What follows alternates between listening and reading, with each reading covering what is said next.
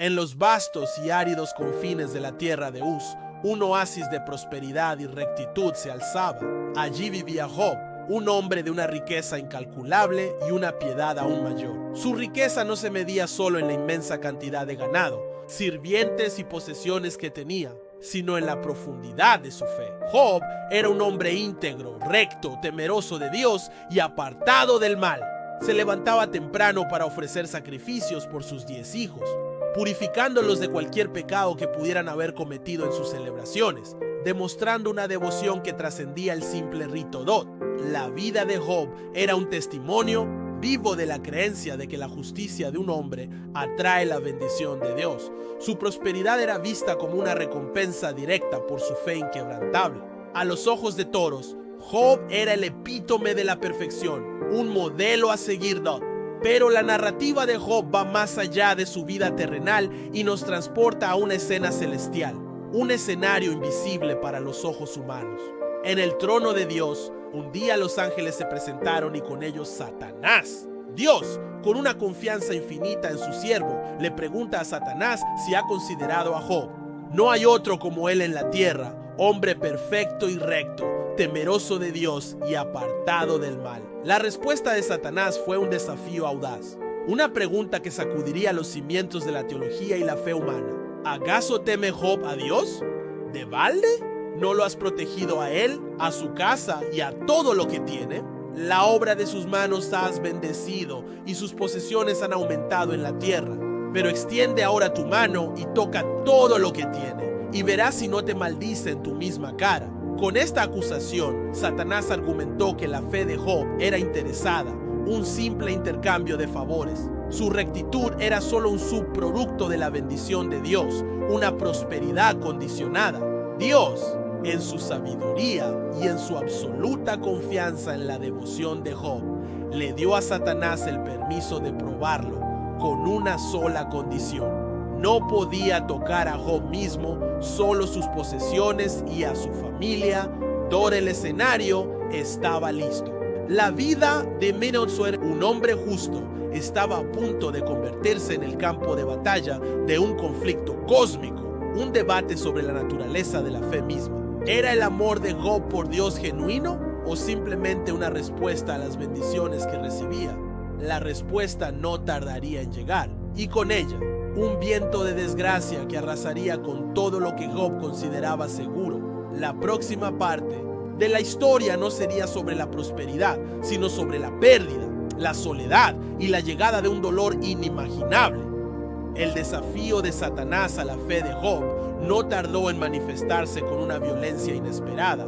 La catástrofe no llegó como un evento único y devastador, sino como una serie de golpes rápidos y fulminantes, cada uno más doloroso que el anterior. La tragedia se desencadenó en un solo día, una cascada de desgracias que cayeron sobre Job mientras él vivía su rutina diaria. El primer mensajero llegó, jadeante, con noticias terribles. Los sabeos habían robado los bueyes y las asnas, matando a los sirvientes a espada. Antes de que el hombre terminara de hablar, otro mensajero llegó con más malas noticias. Fuego del cielo había caído y había consumido las ovejas y los pastores. El impacto de estas noticias era aún profundo, pero la tercera calamidad no tardó en llegar. Los caldeos se habían llevado los camellos y habían matado a los sirvientes El golpe final, el más devastador de todos, llegó con el cuarto mensajero. Su relato fue el más desgarrador de todos. Mientras los 10 hijos de Job celebraban en la casa del hermano mayor, un gran viento vino del desierto, golpeando la casa y derrumbándola sobre ellos. Murieron, dijo el mensajero con una voz que temblaba de dolor. En cuestión de minutos, Job había perdido todo lo que poseía, su riqueza, sus bienes y, lo que era más doloroso, a sus 10 hijos. La tragedia era tan incomprensible y abrumadora que cualquier hombre se habría roto. Sin embargo, la reacción de Job fue lo que lo convirtió en una figura legendaria de la fe. No se lanzó a la furia ni a la maldición. En cambio, su respuesta fue un acto de profundo lamento y asombrosa adoración. Se levantó, rasgó su manto y se afeitó la cabeza, símbolos de su duelo más profundo. cayó a tierra y adoró. Sus palabras, que resuenan a través de los siglos, no culparon a Dios por su pérdida, sino que reconocieron su soberanía. Desnudo salí del vientre de mi madre y desnudo volveré allá. El Señor dio y el Señor quitó. Sea el nombre del Señor bendito. Con esta declaración, Job desafió la premisa de Satanás. Su fe no era una simple transacción de bienes, era un amor y un respeto incondicionales por un Dios que era el dador y el quitador de todas las cosas don. El primer round de la prueba había terminado y Job se había mantenido firme.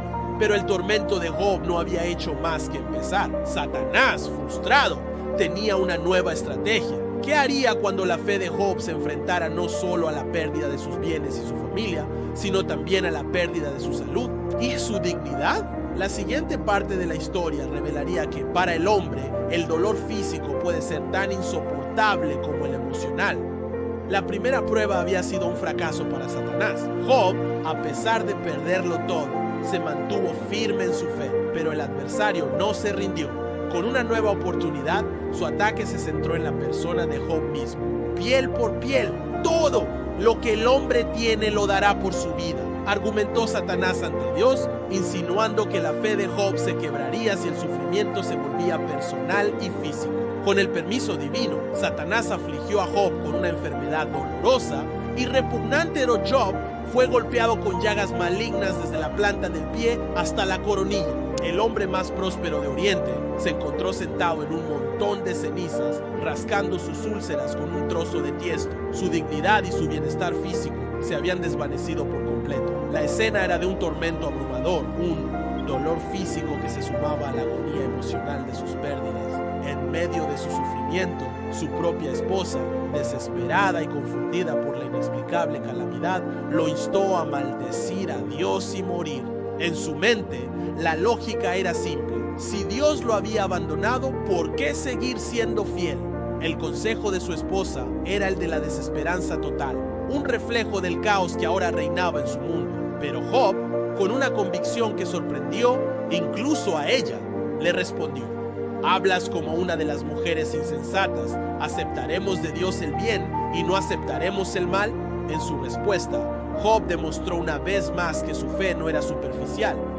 La prueba de Job se intensificó con la llegada de sus tres amigos, Elifaz el temanita, Bildad el suhita y Zofar el naamatita. Al ver a Job desde lejos, no lo reconocieron. Era una figura irreconocible, un espectro de lo que alguna vez fue. Conmocionados por su estado, rasgaron sus mantos, levantaron polvo sobre sus cabezas y se sentaron con él en el suelo. Este gesto, tan antiguo como el tiempo, era el de una compasión sincera. Durante 7 días y 7 noches, los tres amigos se sentaron en un silencio respetuoso, sin atreverse a decir una palabra. Su silencio era un reflejo de la magnitud del dolor de Job, un testimonio de que algunas tragedias son tan grandes que las palabras son inútiles. Esta escena, que a menudo se pasa por alto, es un momento crucial de la historia. Es un periodo de duelo compartido, un último instante de paz antes de que la lógica humana intentara explicar lo inexplicable. El silencio estaba a punto de romperse y con él el verdadero tormento de Job comenzaría, no por la mano de Satanás, sino por la de aquellos que se creían sus consoladores. ¿Qué dirían sus amigos que aumentaría la agonía de Job más que su propia enfermedad? La respuesta en la siguiente parte de la historia revelaría que la teología puede ser un arma de doble filo. El silencio de los tres amigos de Job duró 7 días y 7 noches. En ese tiempo, el dolor de Job era tan abrumador que las palabras resultaban inútiles. Se sentaron en el suelo sin decir nada, reconociendo la magnitud de su sufrimiento, de una manera que solo la compasión silenciosa puede lograr. Pero, como todo duelo, el silencio tenía que romperse. Y fue Job, en el punto más bajo de su agonía, quien lo hizo. Job no rompió el silencio con una oración de fe o una aceptación resignada. Su voz, desgarrada por el dolor físico y emocional, se alzó en un lamento amargo y brutalmente honesto. No maldijo a Dios directamente, pero maldijo algo aún más personal. Maldijo el día en que nació. Perezca el día en que nací y la noche en que se dijo: Un varón ha sido concebido, exclamó. El lamento de Job era el grito de un hombre que se sentía abandonado por la vida misma. Deseaba nunca haber existido o haber muerto al nacer, para haber encontrado la paz. ¿Por qué no morí yo al nacer? ¿Por qué no expiré al salir del vientre? Estas preguntas retóricas no eran solo un deseo de muerte, sino un profundo cuestionamiento de la injusticia que sentía. El lamento de Job fue un reflejo de su tormento interno. Se sentía atrapado en una existencia sin sentido, un dolor sin propósito. Se preguntó por qué la luz, la vida, le había sido dada a un hombre que solo podía encontrarla en la muerte. Con su lamento, Job no solo expresó su dolor, sino que también desafió la lógica tradicional de su tiempo. En esa época se creía que todo sufrimiento era un castigo directo por el pecado. El lamento de Job, sin una confesión de pecado que lo justificara, ponía en duda esa creencia. Si el sufrimiento era el resultado del mal, ¿por qué un hombre, justo como él, padecía de tal manera? El lamento de Job fue el punto de inflexión que provocó la reacción de sus amigos. Su silencio, que había sido una muestra de compasión, se rompería ahora con el lenguaje de la teología. Al escuchar a Job cuestionar la justicia de su nacimiento y su vida, sus amigos se sintieron obligados a responder. La mente humana busca explicaciones y sus mentes solo conocían una dot.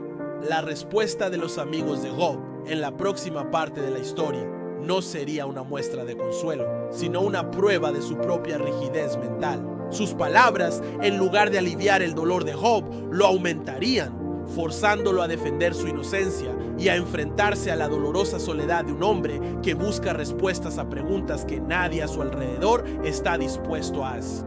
El lamento de Job, tan crudo y desgarrador, rompió el silencio y dio paso al debate teológico que ha resonado por siglos. La compasión de sus amigos se había agotado y la lógica tan segura en su mundo tomó su lugar. Elifaz, el más viejo y el más sabio de los tres, fue el primero en hablar. Su tono era de un consejero preocupado, pero su mensaje era una acusación sutil. Argumentó que Dios es justo y que el castigo solo cae sobre los culpables. Su razonamiento era el siguiente: recuerda, ¿quién ha perecido jamás siendo inocente? ¿Y dónde han sido los rectos destruidos? Como yo he visto, los que harán iniquidad y siembran vejación, eso mismo ciegan. En esencia, Elifaz le decía a Job: mira, si estás sufriendo así, debe ser porque has pecado, aunque no lo sepas. Con sus palabras le ofreció una salida. Si Job se arrepentía, Dios lo restauraría. Pero para Job, esta era una consolación que le negaba su propia verdad. Luego, Bildad, el amigo tradicionalista, tomó la palabra. Su enfoque fue aún más directo y sus palabras aún más hirientes. Su lógica se basaba en la sabiduría de las generaciones pasadas.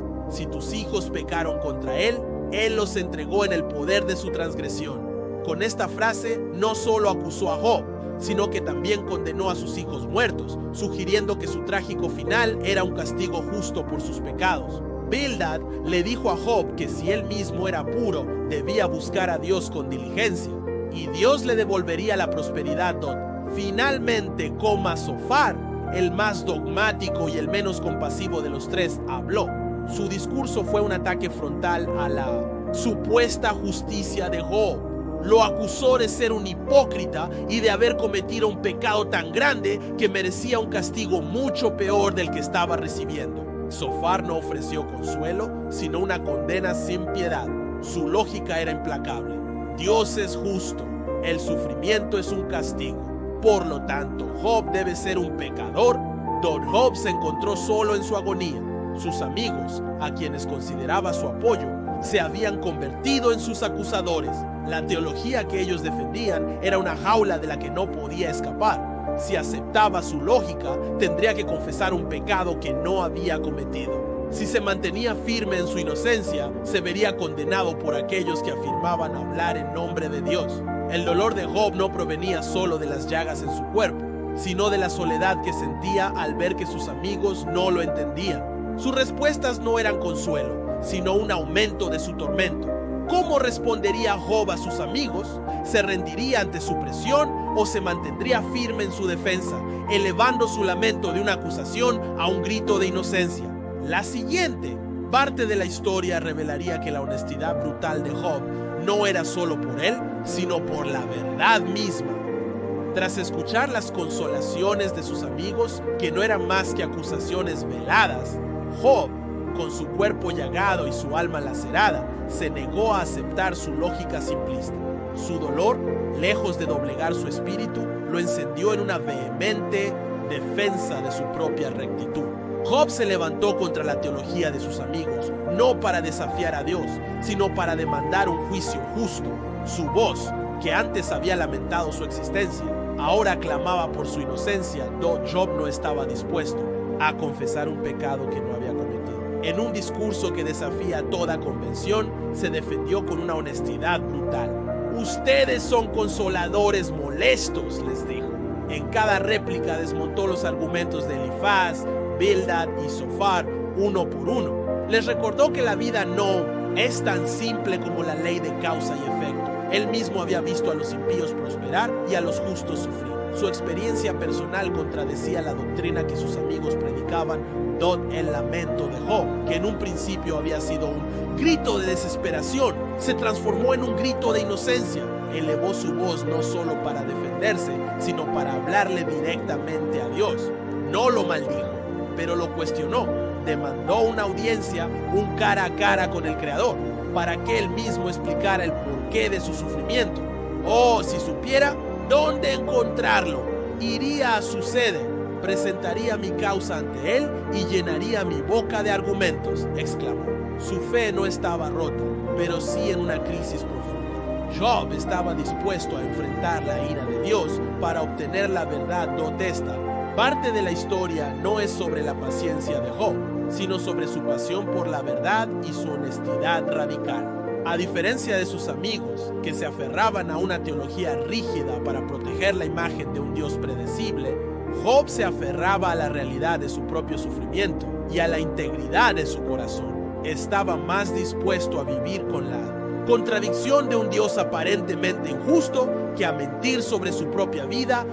La defensa de Job lo dejó solo. Sus amigos, al no poder refutar sus argumentos, se quedaron en silencio, sin saber qué decir. El camino para una confrontación directa con Dios estaba despejado.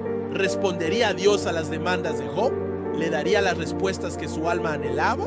La siguiente parte de la historia revelaría que la respuesta divina no vendría en palabras lógicas, sino en la inmensidad de un misterio que supera toda comprensión humana. El silencio de los amigos de Job fue la antesala de la respuesta divina. Job, con su cuerpo llagado y su alma en agonía, había exigido un encuentro con el Creador, una explicación por el sufrimiento que no podía comprender. Y Dios, desde la inmensidad de un torbellino, finalmente respondió.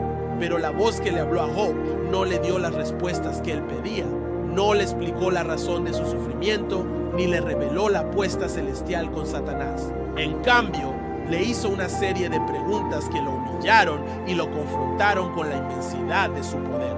¿Quién es este que oscurece el consejo con palabras sin conocimiento? Tronó la voz de Dios. Luego, le pidió a Job que se preparara como un guerrero para el desafío. Cíñete ahora tus lomos como varón, yo te preguntaré y tú me harás saber. La voz de Dios no le ofreció lógica, sino poesía. Le preguntó a Job si estuvo presente cuando los cimientos de la tierra fueron establecidos, si conocía el camino a la morada de la luz o las reservas de la nieve y el granizo. Le habló de las bestias salvajes, de la cabra montés que pare en el desierto, del cuervo que clama por comida y del majestuoso Leviatán, a quien nadie, excepto él, puede dominar.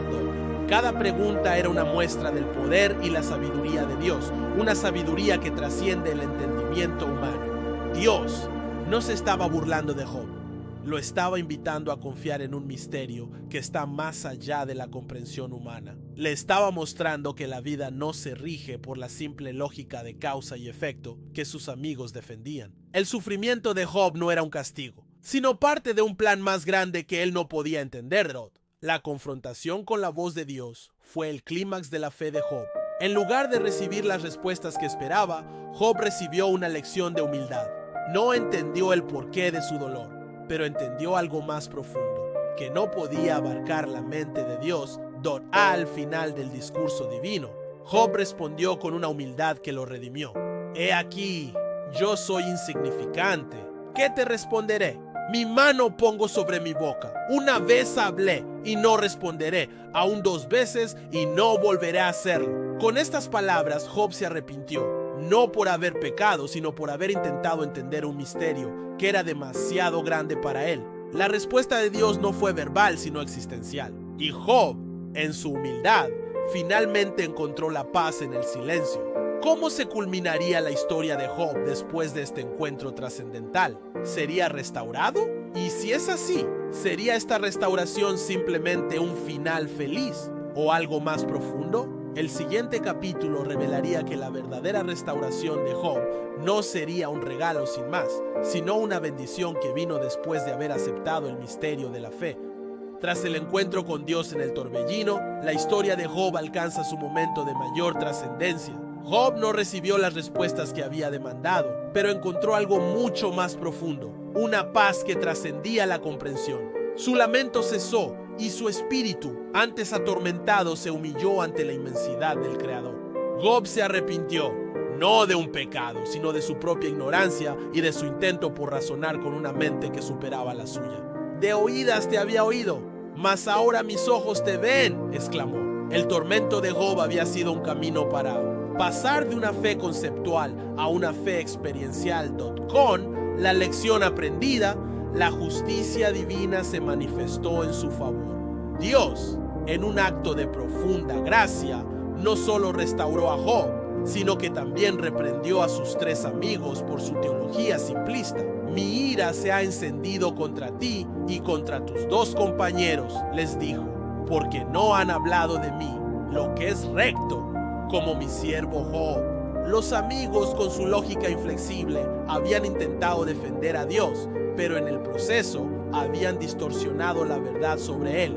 Tuvieron que ofrecer sacrificios y pedirle a Job que intercediera por ellos. La restauración de Job fue completa. Dios le devolvió el doble de todo lo que había perdido, el doble de ganado, el doble de riquezas. Y aunque la tragedia de sus 10 hijos no podía ser compensada, Dios le dio 10 hijos más. Job, un hombre que había sido despojado de todo, ahora era el doble de próspero. Un testimonio de que la fe, incluso en la oscuridad más profunda, no es en vano. La vida de Job, que parecía una tragedia sin sentido, se convirtió en una historia de triunfo. El final de la historia de Job no es simplemente un final feliz después de una prueba. Es un relato sobre el propósito del sufrimiento. Nos enseña que el dolor no siempre es un castigo por el pecado, sino que a veces es un camino hacia una fe más profunda y una comprensión más íntima de Dios. El silencio de Dios no fue un abandono, sino una invitación a confiar en su sabiduría, una sabiduría que trasciende nuestras limitadas preguntas. El tormento de Job no fue en vano. Forjó en él una fe que el diablo no pudo romper. La historia de Job nos invita a reflexionar. ¿Estamos dispuestos a confiar en Dios incluso cuando no entendemos el porqué de nuestro sufrimiento? ¿Somos capaces de mantener la fe cuando nuestras preguntas no tienen respuestas? La historia de Job no nos da todas las respuestas, pero nos da el coraje para seguir buscando.